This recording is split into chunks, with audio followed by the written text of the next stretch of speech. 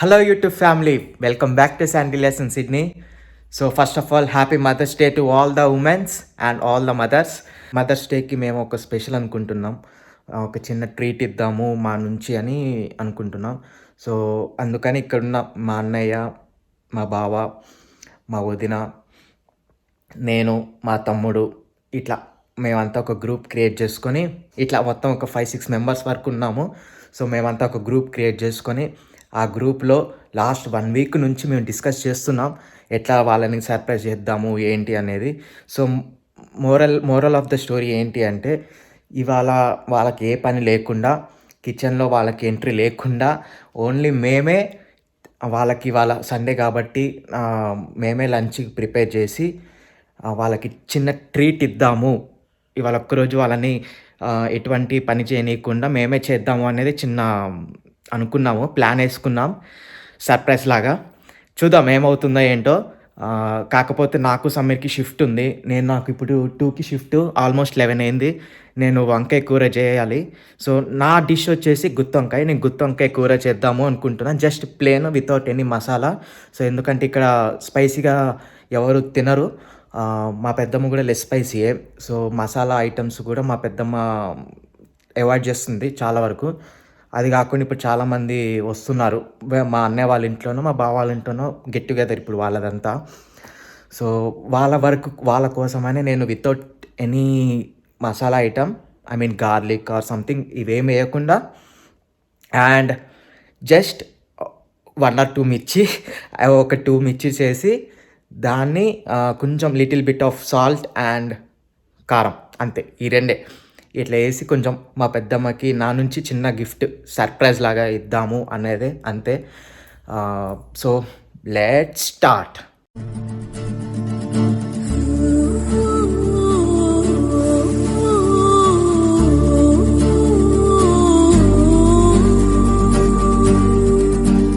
మీతో మాట్లాడుకుంటూ నేను చేస్తుంటా పనులన్నీ.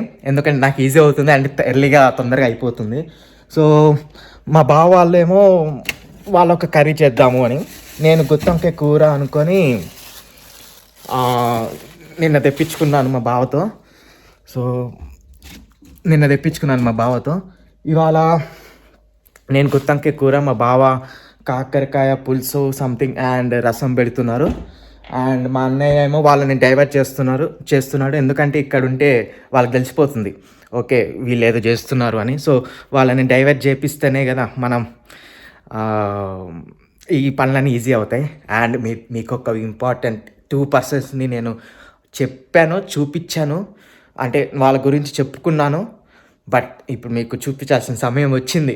లైఫ్లో నేను ఎప్పటికీ మర్చిపోని ఇద్దరు పర్సన్స్ అన్నా కదా, వాళ్ళిద్దరు ఎవరో కాదు,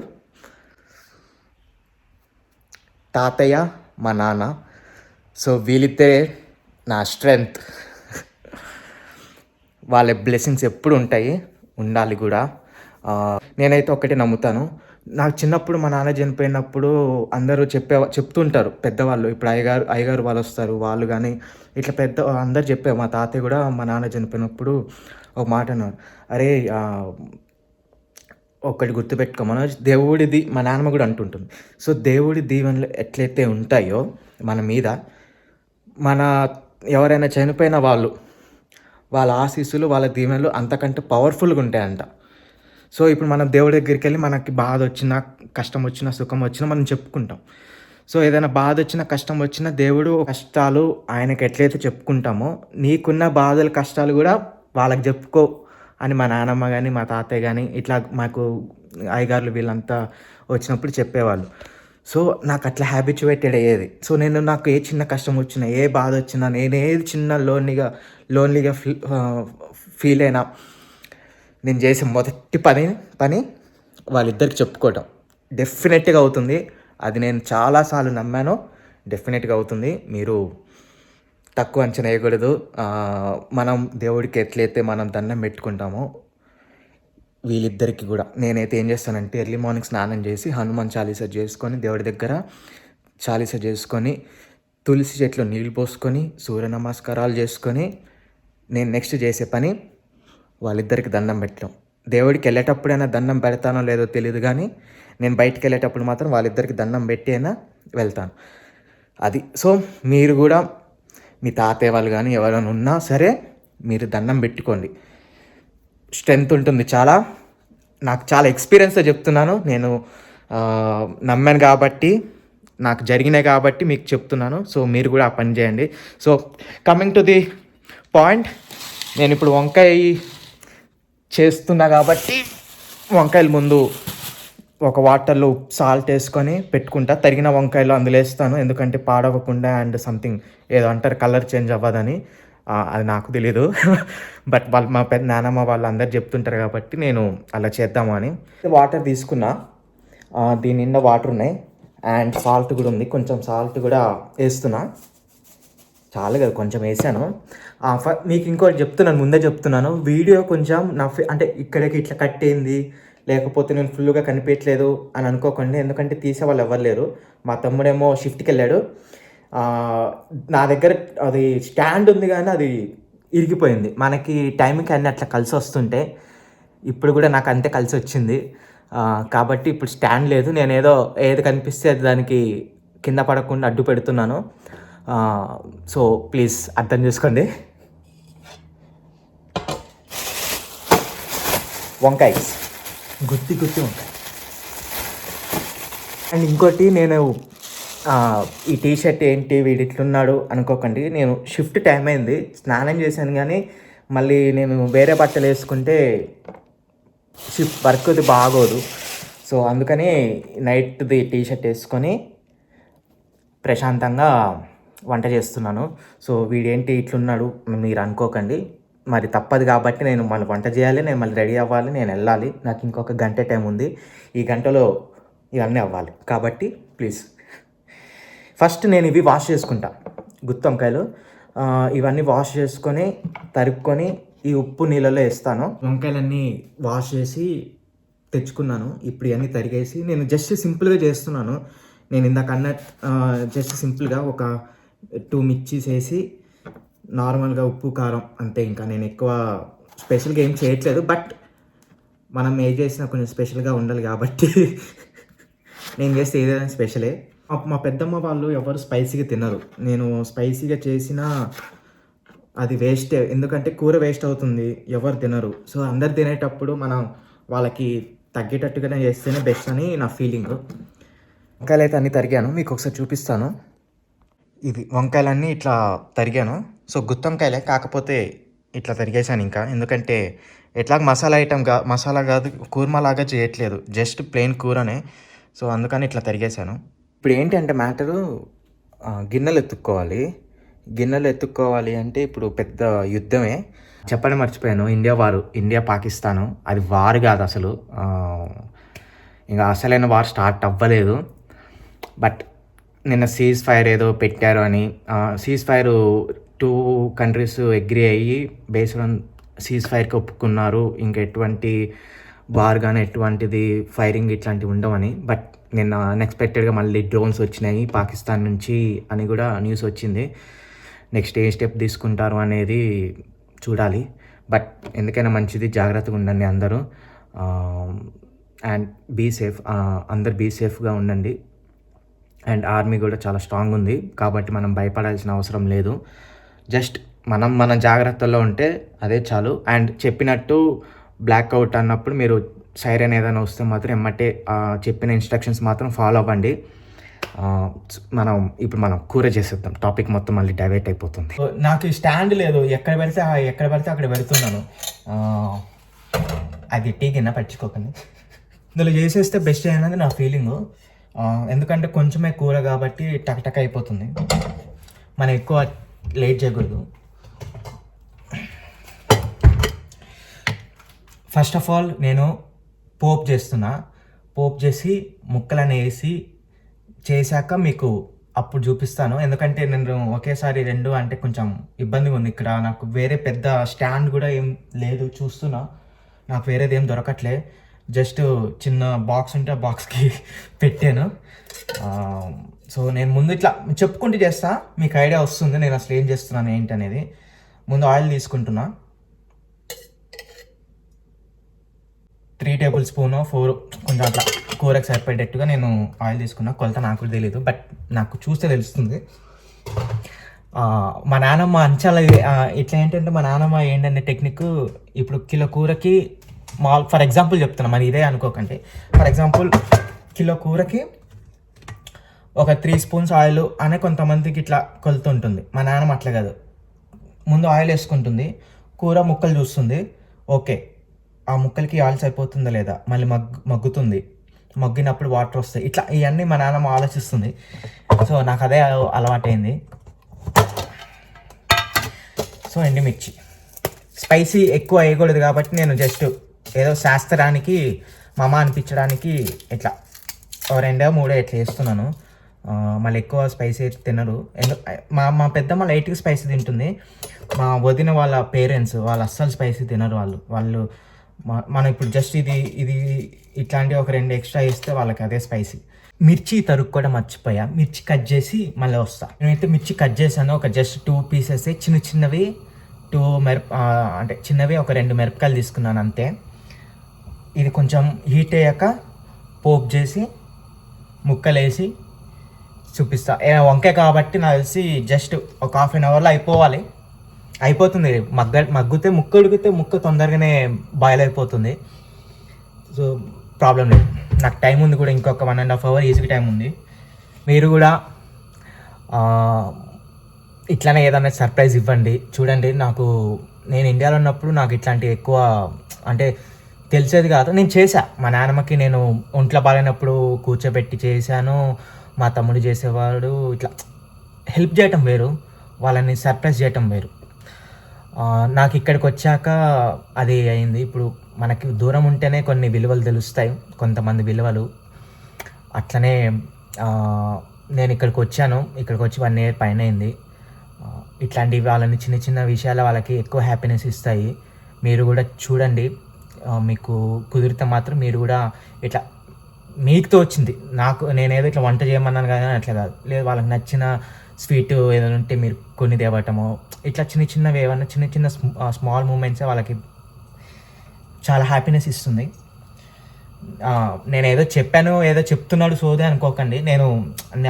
నాకు కొంచెం ఏంటంటే దూరంగా వచ్చాక ఈ ఫ్యామిలీ రెస్పాన్సిబిలిటీస్ లేదా ఇట్లాంటివి కొంచెం వచ్చాయి, మనం దాన్ని నిలబెట్టుకోవాలి. అయితే పోపు చేశాను, వీడియో నేను ఇప్పుడు మళ్ళీ చూపిస్తాను, ఆ క్లిప్ పెడతాను. కాకపోతే చెప్పాను కదా వీడియో తీయడానికి అవ్వలేరు, అందుకని నేను ఇటు తీస్తూ ఇటు పెట్టడానికి నాకు కుదరట్లే.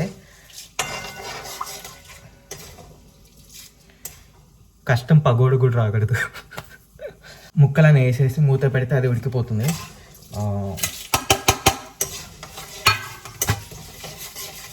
మిర్చి నేను స్పైసీ వేయట్లేదని మీకు చెప్పాను, మీకు చూపించాను. జస్ట్ 2 మిర్చీసే వేసాను, జస్ట్ 2 ఎండుమిరపకాయలే కట్ చేశాను. వీళ్ళు స్పైసీ తిన్నారు పాపం. మనం ఇబ్బంది పెట్టడం, మనం ట్రీట్ ఇచ్చినట్టు ఉంటుంది, వాళ్ళని ఇబ్బంది పెట్టినట్టు ఉంటుంది, అట్లా కాదు కదా. ఇప్పుడు ముక్కలు వేస్తున్నా.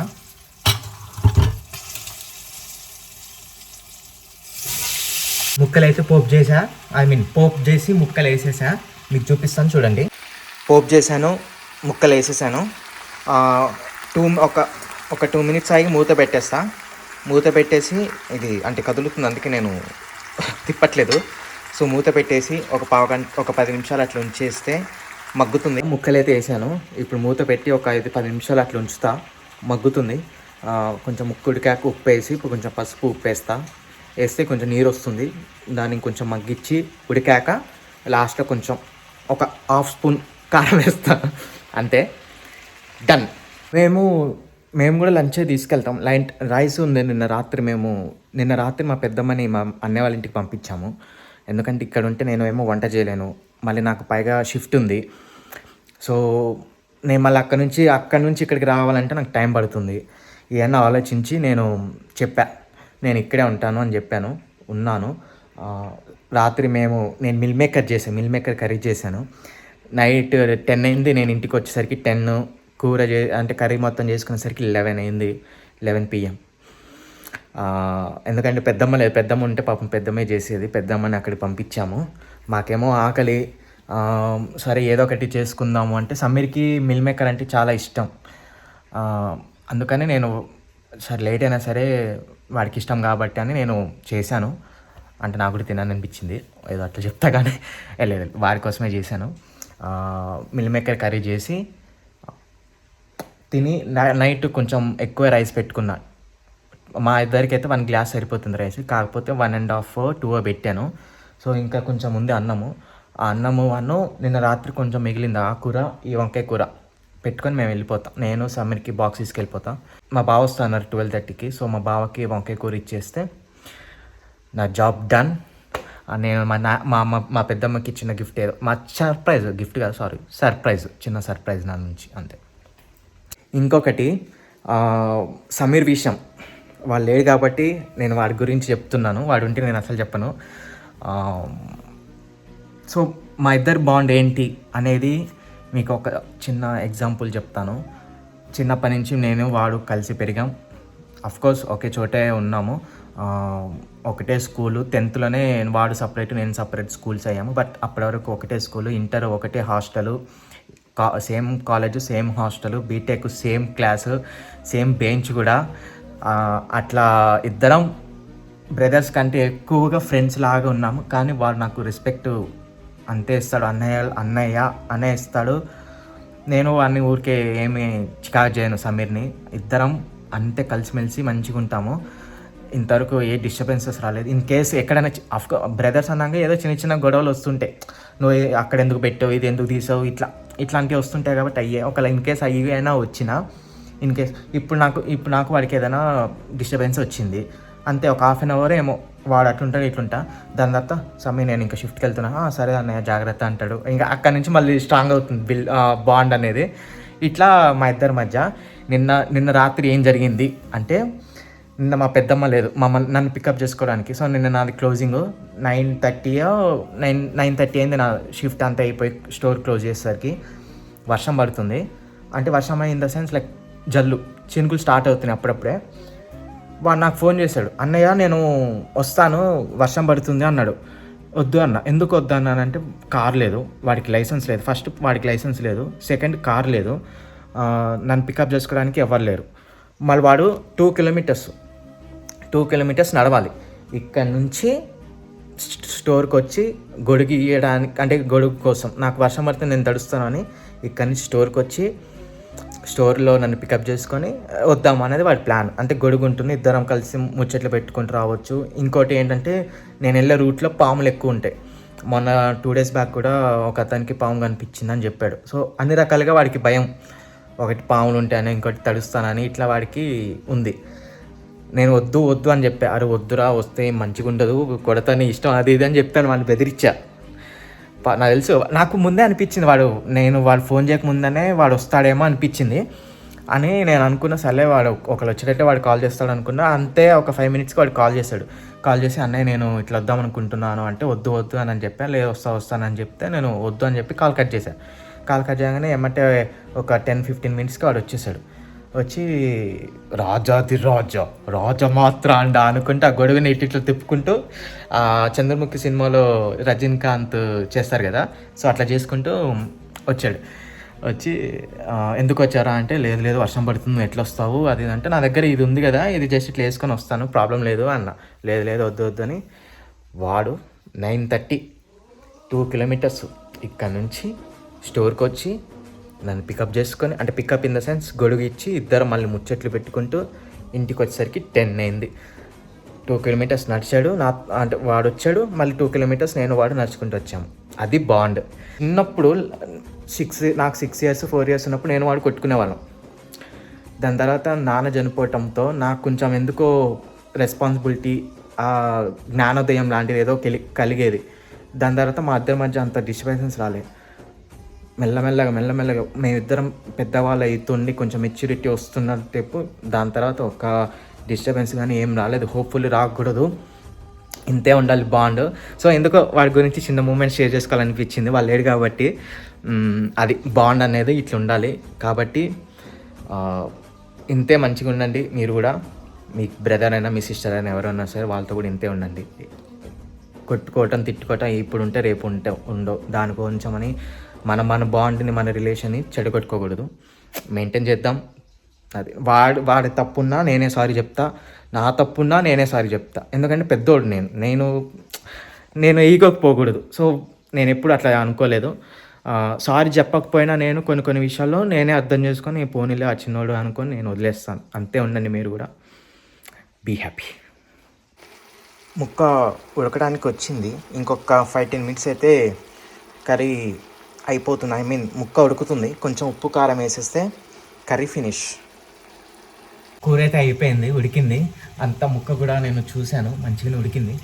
నేను ఇప్పుడు ఒక 1/2 స్పూన్ కారం వేస్తున్నా. ఎందుకంటే మేము ఇందాక చెప్పినట్టు వాళ్ళకు కొంచెం స్పైసీ తక్కువ కాబట్టి 1/2 స్పూన్. సాక్ష్యం, విత్ ప్రూఫ్. కర్రీ అయితే అయిపోయింది, వంకాయ కర్రీ అయితే అయిపోయింది. మీకు ఒకసారి చూపిస్తాను చూడండి. ఒక్క 2 మినిట్స్ అయితే ఆ నీరు కూడా కొంచెం ఉంది, ఆ నీరు కూడా అయిపోతుంది. 2 మినిట్స్ అయితే కారం వేసాను. మీరు ఆ కర్రీ చూసి ఏంటి కారం వేయలేదు అనుకోకండి, ఎందుకంటే రీజన్ చెప్పాను కదా, వాళ్ళు చాలా అంటే చాలా తక్కువ స్పైసీ తింటారు. కాబట్టి నేను చాలా తక్కువే వేసాను, 1/2 స్పూన్ వేసాను మీకు చూపించినట్టు. కాబట్టి కొంచెం కర్రీ రెడ్గా థిక్గా అట్లా ఉండదు. సో అట్లా ఉండలేదు ఏంటి అని మీరు అనుకోకండి, సరేనా? టంటడా కూర అయిపోయింది. కొంచెం చూస్తున్నారు కదా, కొంచెం ఆయిల్ కొంచెం నీరులాగా ఉంది, అందుకని అట్లా ఉంచాను. కర్రీ అయితే పర్ఫెక్ట్గా అయితే వచ్చింది. ముక్క కూడా చాలా వరకు మంచిగా ఉడికింది. ఇంకా ఎక్కువసేపు ఉడకనేయకూడదు, బట్ ఒక 2 మినిట్స్ ఉంచితే కర్రీ ఆ కొంచెం నీరు ఉన్నా ఏదున్నా ఇంకిపోతుంది. ముక్క కూడా మంచిగానే ఉడికింది, సో ప్రాబ్లం లేదు. టేస్ట్ చేయట్లేదు ఎందుకంటే బాగోదు, సర్ప్రైజ్ లాగా అనుకుంటున్నాం కాబట్టి. సో 1 స్పూనే సాల్ట్, 1/2 స్పూనే కారం, 2 చిల్లీస్ అంతే. ఇంకెక్కువ నేను స్పైసీగా ఏమీ చేయలేదు. దేవుడి దేవల స్పైసీగా ఉండకూడదు, వాళ్ళకి నచ్చాలి. హోప్ఫుల్లీ నచ్చుతుంది అనుకుంటున్నా. సో ఇదండి. సో ఇది గాయస్, జస్ట్ మా పెద్దమ్మకి సర్ప్రైజ్ లాగా. అండ్ వాళ్ళందరికీ కూడా, వాళ్ళంతా ఒక్కొక్క కర్రీ చేస్తున్నారు. నేను నాకు తోచిన కర్రీ నేను చేశాను. చిన్నదో పెద్దదో మంచిగా వచ్చిందో రాలేదో, బట్ ప్రేమతో హార్ట్ఫుల్తో అయితే చేశా. వాళ్ళకి నచ్చుతుందని అయితే అనుకుంటున్నా. సో ఇది గాయస్, నెక్స్ట్ వీడియోతో మళ్ళీ మీ ముందుకు వస్తాను. నాకు ఇట్లానే నేను ఫ్యూచర్లో కూడా ఎట్లాంటి కర్రీస్ వంటలు ఏమైనా చేస్తే మాత్రం డెఫినెట్గా మీకు అయితే మళ్ళీ వ్లాగ్ చేస్తాను ఫ్యూచర్లో ఏదైనా వంటలు చేస్తే. ఇప్పటికైతే ఇదే. ఐ హోప్ మీకు నచ్చింది అనుకుంటున్నాను. సో నెక్స్ట్ వీడియోతో మళ్ళీ మీ ముందుకు వస్తాను. Until then bye.